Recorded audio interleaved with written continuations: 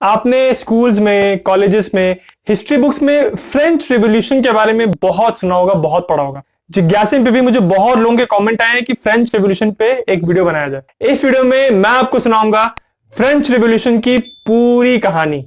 ये क्यों हुआ, रिवॉल्यूशन के दौरान क्या हुआ और इसके इफेक्ट्स क्या हुए।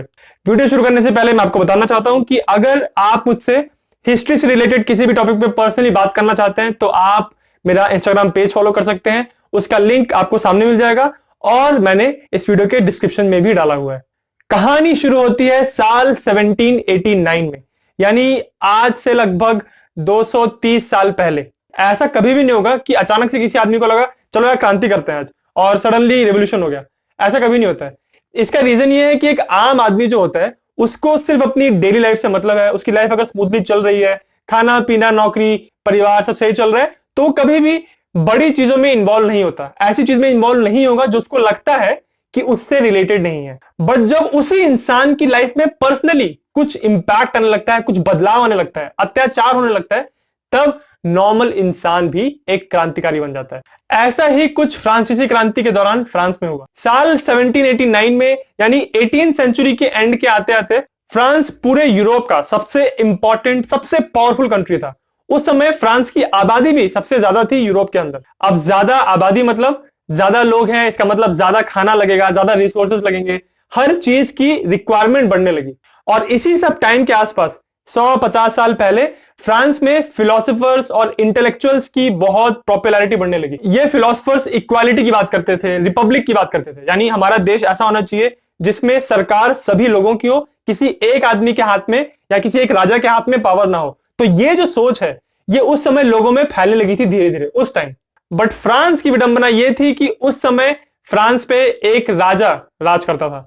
उस राजा का नाम था किंग लुई द 16। तो ये किंग, उसकी वाइफ, उसके पेरेंट्स, उसके ग्रैंड पेरेंट्स, ये सब लोग बहुत ही बदनाम थे लोगों में कि ये कितनी शाही लाइफ जीते हैं, कितने ठाठ से रहते हैं, और ये जो गरीब लोग हैं उनके बारे में कोई सोचता ही नहीं है। उस जमाने में जो फ्रेंच सोसाइटी थी आपकी, वो 3 हिस्से में बटी थी। इन 3 हिस्सों को 3 एस्टेट्स भी कहते थे। तो जो फर्स्ट हिस्सा था उसमें थे क्लर्जी। क्लर्जी मतलब जितने भी रिलीजियसली जो इंपॉर्टेंट लोग होते हैं, प्रीस्ट हो गए, और जितने भी चर्च से रिलेटेड इंपॉर्टेंट लोग हैं, वो इस हिस्से में थे, फर्स्ट एस्टेट में। सेकेंड स्टेट थी नोबिलिटी। इस स्टेट में आ गए सारे नोबल्स और जितने भी राजसी लोग हैं वो इस स्टेट में आ गए। थर्ड स्टेट में आ गए किसान, छोटे मोटे व्यापारी, मर्चेंट्स, और जो मिडिल क्लास लोग हैं वो सारे थर्ड स्टेट में आते थे। ये जो 3 स्टेट्स का फंडा था वो डिजाइन इस तरह से किया गया था कि सारा जो टैक्स देना था वो सिर्फ थर्ड स्टेट के लोगों को देना था, और उनको देना था ना सिर्फ फर्स्ट स्टेट को बट सेकेंड स्टेट को भी।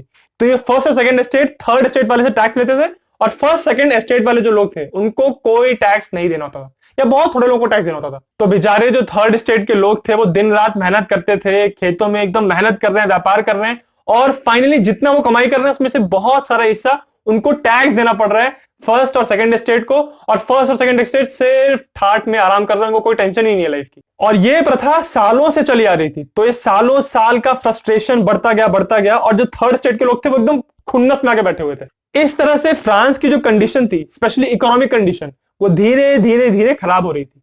और इसमें और खराब किया तब जब फ्रांस ने अमेरिकन रिवॉल्यूशन को सपोर्ट किया। उस समय अमेरिका में ब्रिटिश लोगों का राज था और ब्रिटिश लोगों से फ्रांस को नफरत थी। तो फ्रांस ने क्या किया कि हम अमेरिकन रिवॉल्यूशन को सपोर्ट करेंगे ताकि अमेरिका से ब्रिटेन लोग हट जाएं। और इसको सपोर्ट करने के चक्कर में, अमेरिका को सपोर्ट करने के चक्कर में, फ्रांस की जो इकोनॉमी थी वो बद से और बदतर हो गई, एकदम मतलब नीचे आके एकदम खराब हो गई।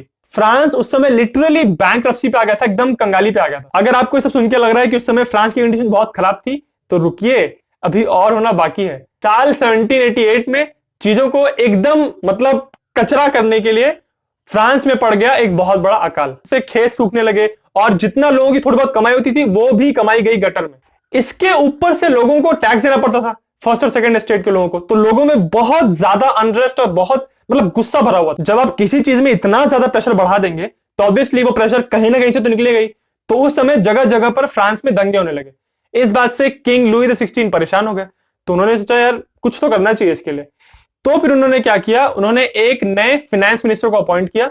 इनका नाम था जाक नेकर। इन्होंने कहा कि हम एक नया टैक्स सिस्टम लेके आएंगे, और इस टैक्स सिस्टम के अंतर्गत सिर्फ थर्ड स्टेट के लोगों को नहीं बट फर्स्ट और सेकेंड एस्टेट के लोगों को भी टैक्स लगेगा। जो अभी तक बहुत ठाट से जी रहे थे, कभी टैक्स देते ही नहीं थे, अब उनसे भी टैक्स लेंगे। नेकर की इस फाइनेंशियल पॉलिसी की वजह से नेकर को और उसकी पॉलिसी को लोगों का बहुत सपोर्ट मिला। लोगों में जो गुस्सा फैला हुआ था उसको शांत करने के लिए किंग लुई ने एक और चीज की। उन्होंने तीनों एस्टेट्स की एक मीटिंग बुलाई। इस मीटिंग का नाम था एस्टेट्स जनरल, और इस मीटिंग में तीनों एस्टेट्स के कुछ रिप्रेजेंटेटिव्स थे। मीटिंग शुरू हो गई और उसमें बहुत सारे मुद्दे रखे गए। अब इन मुद्दों पे वोटिंग करना जरूरी था। कुछ भी मुद्दे को अगर आपको पास करना है तो तीनों स्टेट्स में वोटिंग होती थी। अब बात यहां पे आके अटक गई कि वोट किया कैसे जाए। क्या वोट इस तरह से देखा जाए कि किस स्टेट में जिसमें ज्यादा लोग हैं उनके वोट्स को ज्यादा अहमियत मिलेगी, या फिर तीन स्टेट है तो तीनों को एक एक वोट मिलेगा। तो वहां पे डिसाइड हुआ कि तीनों स्टेट्स को एक एक वोट मिलेगा। बट इसमें एक बहुत बड़ी प्रॉब्लम थी। अब यहां पे प्रॉब्लम यह थी कि जो थर्ड स्टेट था, उस स्टेट में जो लोग थे वो पूरी फ्रांस की आबादी के 98% लोगों को रिप्रेजेंट करते थे। मतलब आप सोचिए, पहला और सेकेंड स्टेट मिला के पूरी फ्रांस की सिर्फ 2% आबादी, और थर्ड स्टेट 98% लोगों को रिप्रेजेंट करते थे। और अगर आप ये कहें कि थर्ड स्टेट के लोगों को भी एक ही वोट मिलेगा और पहले और दूसरे स्टेट को भी एक वोट मिलेगा, तो ये कितनी बड़ी नाइंसाफी है।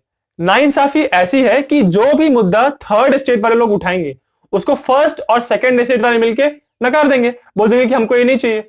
जो भी चीज बोलेंगे थर्ड स्टेट वाले कि अमीर लोगों से ये चीज छीनी जानी चाहिए, अमीर लोग वोट कर देंगे कि नहीं, नहीं छीनी जानी चाहिए, और थर्ड स्टेट के लोग वैसे के वैसे बैठे रहेंगे।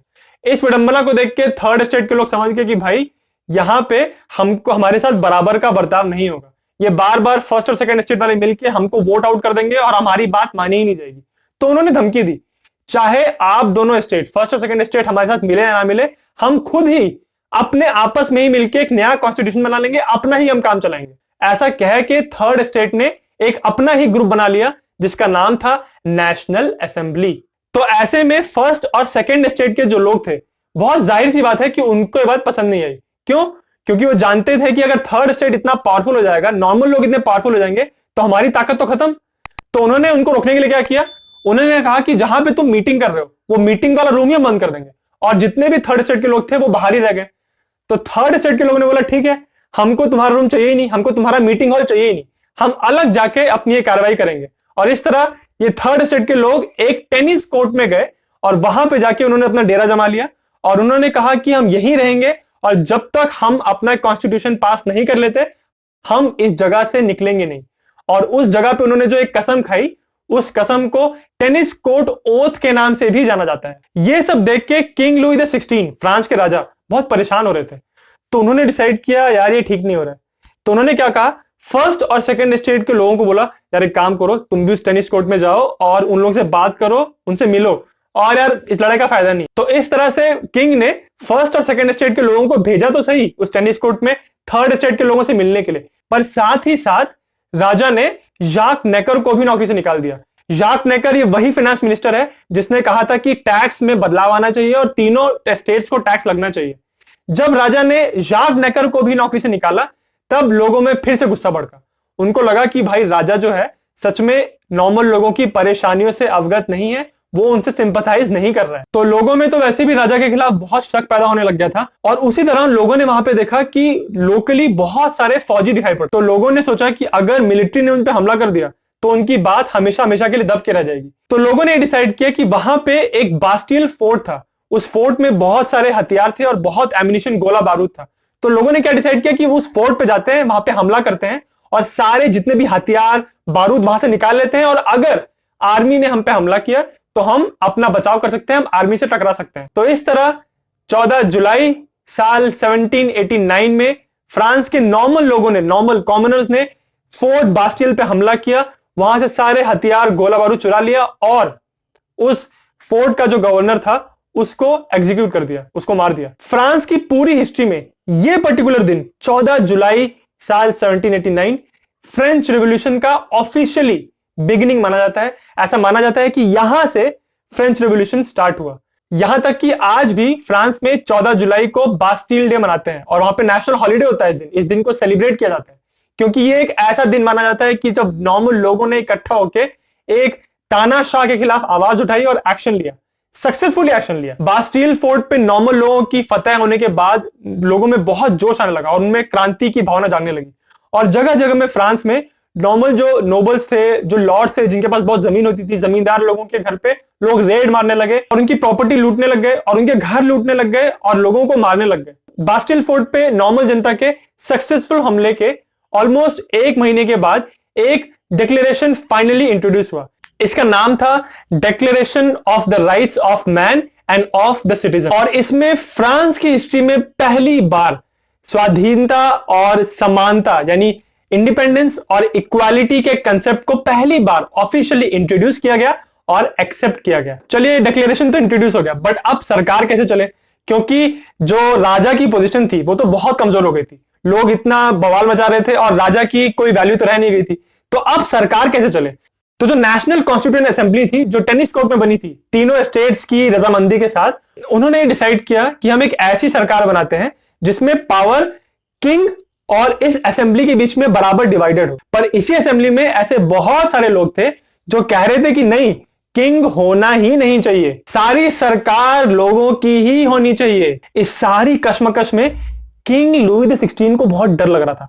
उनको लग रहा था कि यार पता नहीं क्या होगा, सिचुएशन बहुत खराब है। तो उन्होंने भागने की कोशिश की जून 1791 में, बट उनकी खराब किस्मत कि उनको पकड़ लिया गया और उनको पकड़ के वापस पेरिस में लाया गया। इस घटना की वजह से किंग की इमेज लोगों के सामने और खराब हुई कि यार ये तो भागने की कोशिश कर रहा था, इसका मतलब सच में इसको हमसे कोई मतलब ही नहीं है। अप्रैल 1792 में इस कॉन्स्टिट्यूएंट असेंबली ने डिसाइड किया कि हम ऑस्ट्रिया और प्रशिया, जो बाहर की कंट्रीज हैं, विदेशी कंट्रीज हैं, उन पे हमला करेंगे। क्यों? वो इसलिए क्योंकि वो ये मान रहे थे कि हमारे देश में बहुत सारे ऐसे जो लोग हैं जो किंग के समर्थक हैं या फिर जो नोबल्स हैं जिन्होंने बहुत ऐश किया अभी तक, वो भाग भाग के इन कंट्रीज में जा रहे हैं।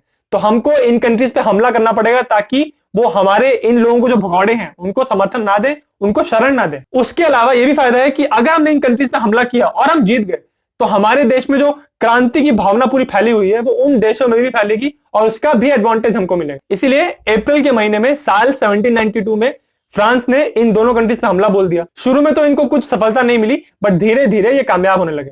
बट इसी साल अगस्त के महीने में साल 1792 में किंग लुई द 16 को गिरफ्तार कर लिया गया और अब लोग कहने लगे कि भाई इस किंग के ऊपर केस चलना चाहिए, इसको ट्रायल पे डालना चाहिए। किंग को अरेस्ट किया गया अगस्त के महीने में और अगले ही महीने में बहुत सारे किंग के जो समर्थक थे, उनके सिंपैथाइजर्स थे और ऐसे लोग जो इस रेवोल्यूशन में मानते नहीं थे, उनका सरेआम कत्लेआम किया गया। ये हिंसा की जो कंडीशन थी वो धीरे धीरे हाथ से निकलती जा रही थी और इसी बीच जन्म हुआ नेशनल कन्वेंशन का। यह संस्था ये मानती थी कि किंग होना ही नहीं चाहिए और मोनार्की को पूरी तरह खत्म कर दो, यानी किंग का जो राजसी चल रहा है हिसाब किताब, इसको पूरी तरह खत्म कर दो। और इसी संस्था ने जन्म दिया फ्रेंच रिपब्लिक। अब किंग तो गिरफ्तार था, तो अब बात क्यों होने लगी कि इसके साथ किया क्या जाए, क्या हश्र किया जाए इसका।